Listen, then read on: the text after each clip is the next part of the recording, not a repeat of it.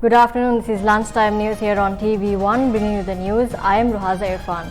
Before we take a look at your stories in detail, let's start off with your headlines. Price hikes for milk powder, flour and gas to be announced this evening.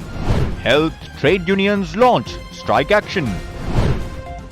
Farmers lament due to shortage of fertilizer. Strong winds and rains forecast for several provinces in the island.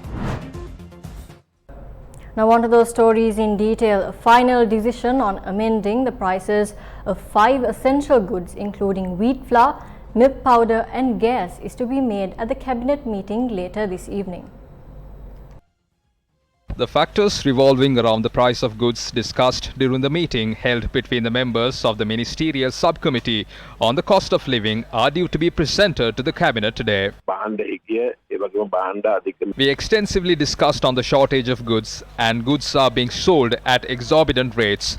Also, certain companies made requests to increase the price of goods due to its rise of prices in the world market. Especially recommendations made by the Price Committee of the Consumer Affairs Authority and the Price Council was also discussed. Accordingly, the factors on the price of goods discussed when the Cost of Living Committee convened will be presented to the Cabinet today. The JVP spoke about government control on prices of essential goods at a media briefing held today. Now we know that at this point 800 containers carrying essential goods are held at the Colombo port.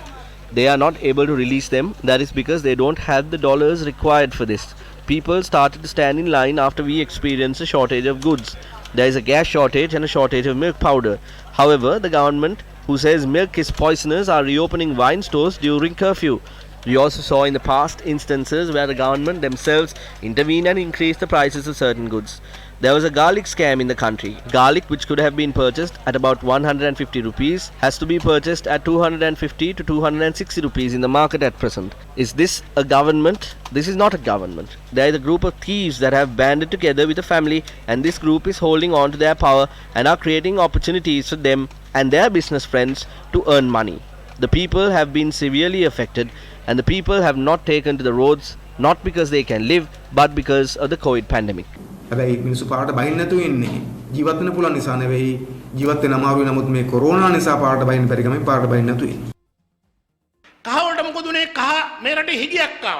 There was a shortage in turmeric in the country. The Consumer Affairs Authority then launched operations in search of turmeric. The price of turmeric then increased. There was a shortage in wheat flour. The Consumer Affairs Authority went in search of wheat flour. The price of wheat flour increased as well. There was a shortage in gas. The price of gas in the country then increased. The same applies to the sugar price. What happened to the stocks of rice? There was a rice shortage in the market. They increased the price of rice. Therefore, as consumers, we are aware that the plan to increase the prices of goods formulated by the government is this. This is their formula. A shortage in goods followed by search operations to locate the goods is equals to an increase in the price of goods.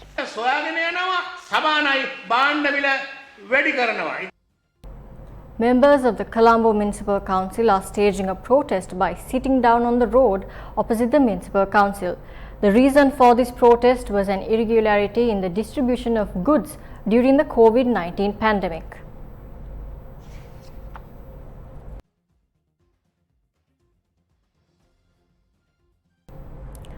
These were the scenes witnessed at the Municipal Council a short while ago.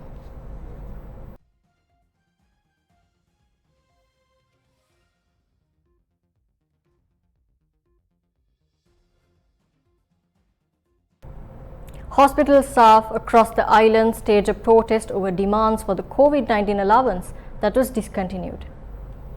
The protest that began at 7 this morning ended at 12 noon. Co-convener of the Health Services Trade Union Alliance, Saman Ratnapriya, said that 40 trade unions, including nurses, joined the protest. This was the situation at hospitals across the country. Clinics conducted at the Colombo National Hospital did not function today due to the protest. According to our correspondent, patients waiting for blood tests were inconvenienced. There was only one doctor in the outpatient department and the orthopedic staff was out of work. Staff members of the National Eye Hospital also joined the protest. Admission of patients, vaccination and physiotherapy at the Kurunegala Teaching Hospital was completely halted today.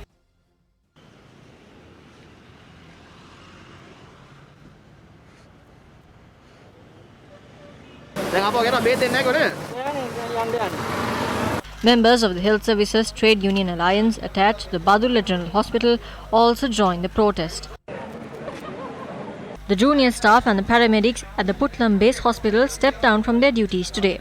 Although doctors were on duty at the outpatient department, no medicine was issued to the patients. The Health Services Trade Union Alliance had also organized a protest march today. More than 100,000 health workers, including nurses, paramedics, clerks, drivers, and junior staff, are joining us in the strike action.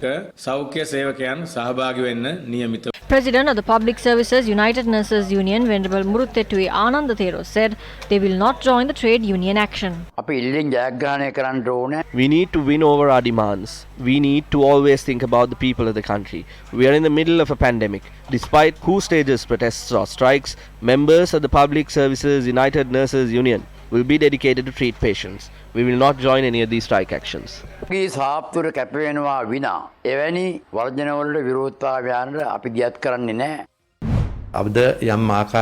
COVID-19 situation in the country has been brought under control to a certain extent.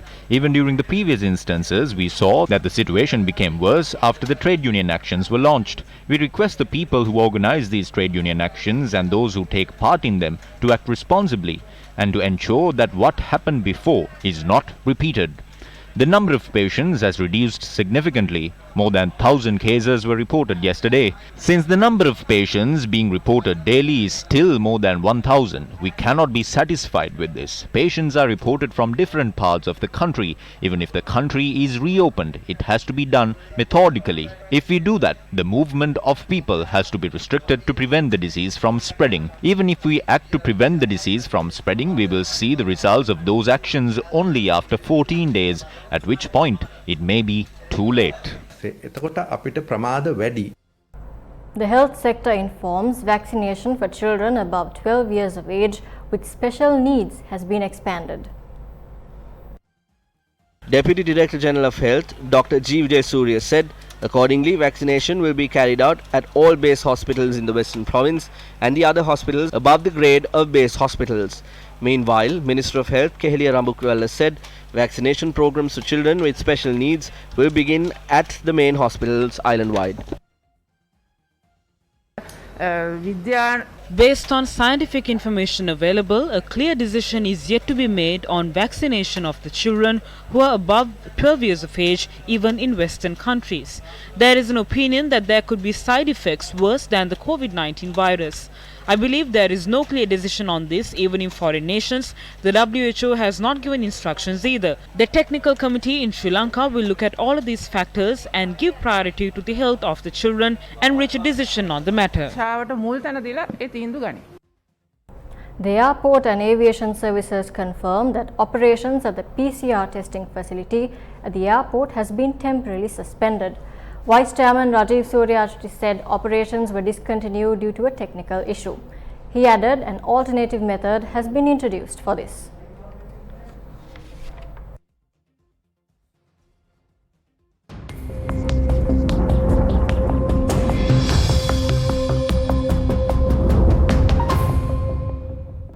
The Met Department forecast showers or thunder showers in western, Sabaragamuwa central, northwestern provinces and in Galle and Matara districts.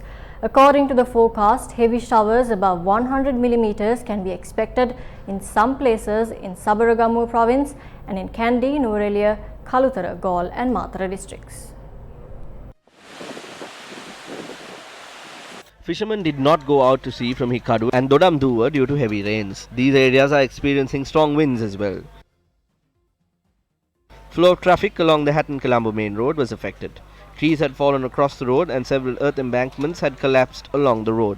A large tree had fallen across the Hatton-Colombo main road at Stadden Estate. Flow of traffic along the road was restricted to one lane after employees at the estate had cleared parts of the tree from the road. The parapet wall of a house located in Ranjaduwa, Ginigathena, had collapsed along the same road. The debris was moved by police officers attached to the Ginigathena police, and flow of traffic was allowed along one lane.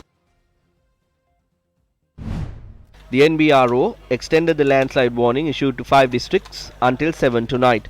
Thereby, the warning issued to areas falling under the purview of the Alpitia and Nellore divisional secretariats in the Galle district will continue to be in effect. Landslide warnings have also been issued to the Ahaliyagoda, Kalawana, Kuruvita, Nivitigala and Ratnapura divisional secretariats in the Ratnapura district. Landslide warnings will also be in effect in Yatiyantota and Ruwanwella in the Galle district and the Akurasa and Kottapulla divisional secretariats in the Matara district. The National Building Research Organisation warned residents of Ambagamuwa Korale in the Nuwara district to also be vigilant of landslides.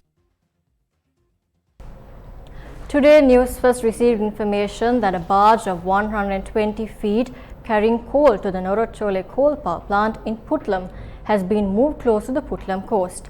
Now, this is due to the gale winds experienced last night in the Putlam district.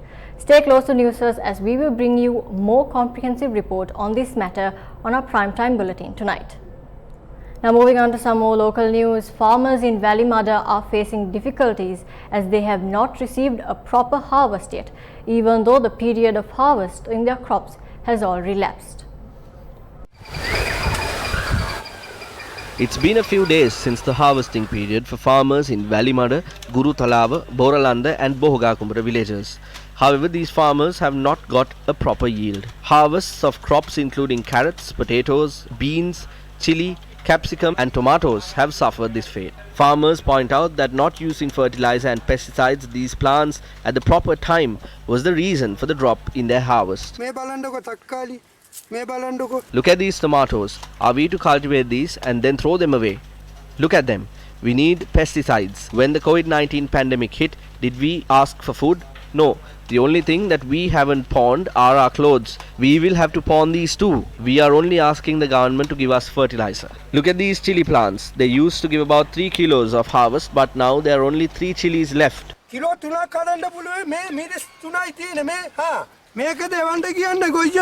The farmers request for the government to provide them with compensation for their damaged crops. We are asking the government this with a lot of pain in our hearts. Ask the agrarian officer in Boralanda to visit this place. Evaluate the damage caused to our crops. Let us know if these people can even exist. A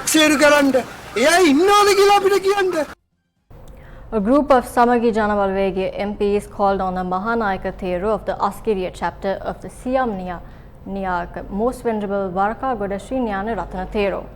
The group of Samagi Janabalwege MPs called on the Mahanayaka Thero to apprise him on the foreign agreements. The group also presented a message on the agreement of the Yugadanavi power plant and a copy of the cabinet paper.